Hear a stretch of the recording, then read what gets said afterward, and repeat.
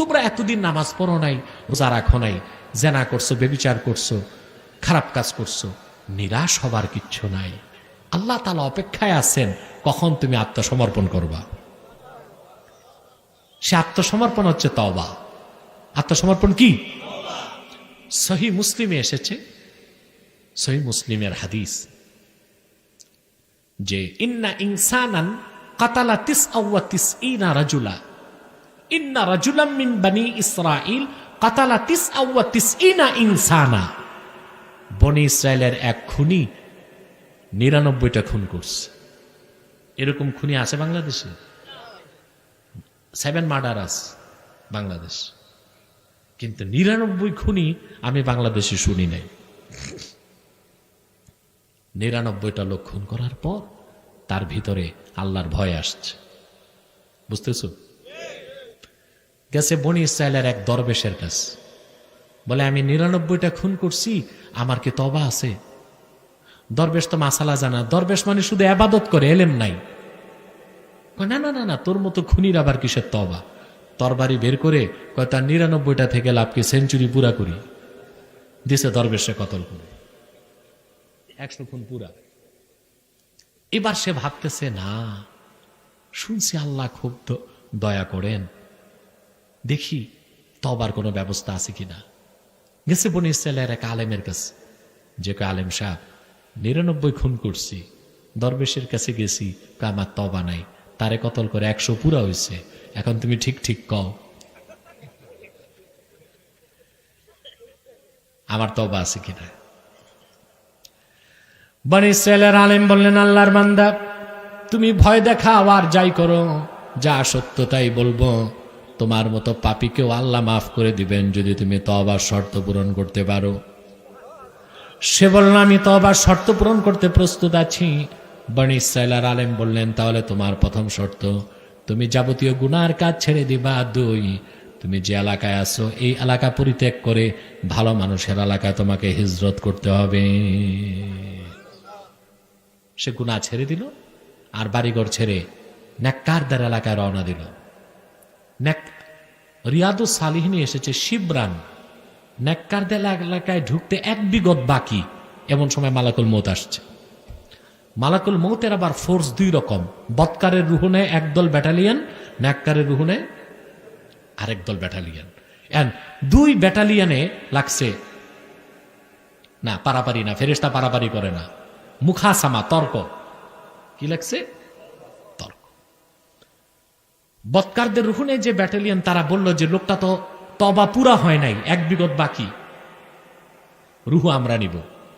নেককারদের battalion কয়, না, নিয়ত করে তো বেটা রওনা দিছে, আমরা না চলে আসছি টাইম মতো, 1 বিগতি না বাকি, রুহু আমরা নিব। সে নেককার।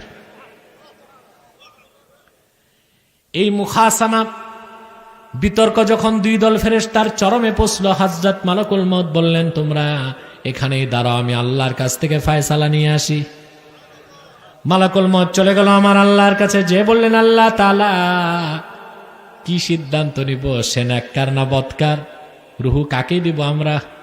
আল্লাহ পাক বললেন, রে মালাকুল মউত, যাও জমিনে চলে যাও, জমিনটা মেপে দেখো আমার বান্দা কোন দিক বেশি আছে, যদি বৎকারদের দিকে বেশি থাকে তার রুহু বৎকারের ফেরেশতাকে দিয়ে দাও, বৎকারের রুহু নেয় যারা সেই ফেরেশতার হাতে দিয়ে দাও, আর যদি নেককারদের এলাকায় বেশি এসে থাকে, নেককারদের রুহু নেয় যারা সেই ফেরেশতাদের কাছে তার রুহু দিয়ে দাও। হাদিস সাক্ষী, মালিক তো আসামির পক্ষে। মালাকুল মউত আকাশ থেকে জমিনে আসার আগে সেই বান্দার পক্ষে আল্লাহ পাক জমিনটাকে লম্বা করে দিলেন। মালাকুল মউত এসে সার্ভে করে দেখে লোকটা নেককারদের এলাকায় বেশি চলে গেছে, সে নেককার হিসেবে দুনিয়া থেকে বিদায় নিল, আল্লাহর জান্নাত পেয়ে গেল। আল্লাহ বান্দার পক্ষে। শুধু ওসিলা খুঁজেন, বাহানা খুঁজেন, এত প্রিয় শখ বান্দাকে তিনি জ্বালাতে চান না জাহান্নামে। যদি ইমানটা ঠিক থাকে, শিরক কুফর থেকে বাঁচতে পারো, আর তওবাটা যদি ঠিক মতো করতে পারো, যুবক, খোদার কসম, মৃত্যু হলে তোমার চোখ বন্ধ করতেই জান্নাত। আল্লাহ পাক হচ্ছেন গাফিরুদ যাম কাবিলিত তওব। তিনি গুনাহ মোচন করেন, তওবাও কবুল করেন। আরে যুবক, তোমার গুনাহ আর কতটুকু হইছে? আল্লাহ কি বলছে জানো?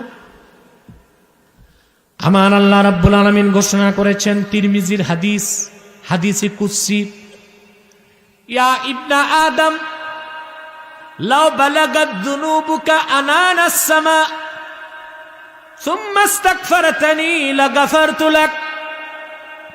রে বনি আদম, তোমার গুনাহ জমে জমে যদি আমার আকাশের মেঘমালা পর্যন্ত পৌঁছে যায়, তারপর তুমি যদি মৃত্যুর আগেও আমার কাছে আত্মসমর্পণ করো, ক্ষমা চাও, আমি আল্লাহ রাব্বুল আলামিন তোমার জীবনের সব গুনাহ মাফ করে দিব।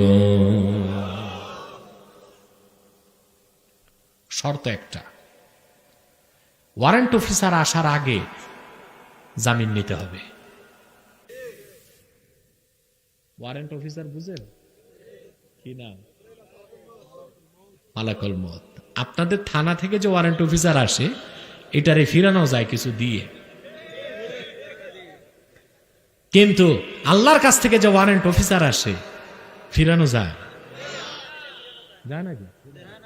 যায় না। ওই ওয়ারেন্ট অফিসার যদি চলে আসে তখন আর তওবার সুযোগ। এর আগে তওবা নিয়া করে জামিন নিয়ে নেন, পারবেন ইনশাআল্লাহ? তাহলে প্রথম যুবক, তোমাদের উদ্দেশ্যে আমার মেসেজ হচ্ছে, তোমাদেরকে তওবা করতে হবে সমস্ত শিরক থেকে, কুফর থেকে। ঈমানকে বুকে লালন করে 5 ওয়াক্ত নামাজের ওয়াদা করতে হবে। 5 ওয়াক্ত নামাজ ঠিক, তুমি ঠিক। কে কে 5 ওয়াক্ত নামাজ পড়বে হাত তুলে দেখাও। হাত লম্বা করো, হাত লম্বা করো, বলো আল্লাহ 5 ওয়াক্ত নামাজ পড়ব মৃত্যুর আগ পর্যন্ত, কখনো নামাজ তরক করব না। যদি নামাজ তরক হয় তাৎক্ষণিক তওবা করে কাজা হিসেবে আদায় করব। আল্লাহ, সুদ ঘুষের ধারে কাছেও যাব না। ইয়াবা, ফ্যান্সিডিল, মদ, গাঁজা, সকল ড্রাগ বর্জন করব। আল্লাহ, শরিয়া মোতাবেক চলার চেষ্টা করব। হাত নামাও, আল্লাহ কবুল করুক, মঞ্জুর করুক, বলুন আল্লাহুম্মা আমিন।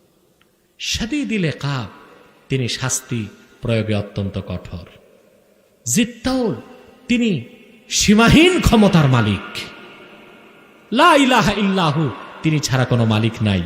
ইলাইহিল মাসির, মহান আল্লাহর কাছে আমাদের ফিরে যেতে হবে। সে বিশ্বাস আছে? ফিরে যাবার পুঁজি জোগাড় করছো? ঈমান, আমল, ঠিক আছে ইনশাআল্লাহ? আজকে এতটুকু কথা রইল। আল্লাহ কবুল করুক, মঞ্জুর করুক, বলুন আল্লাহুম্মা আমিন।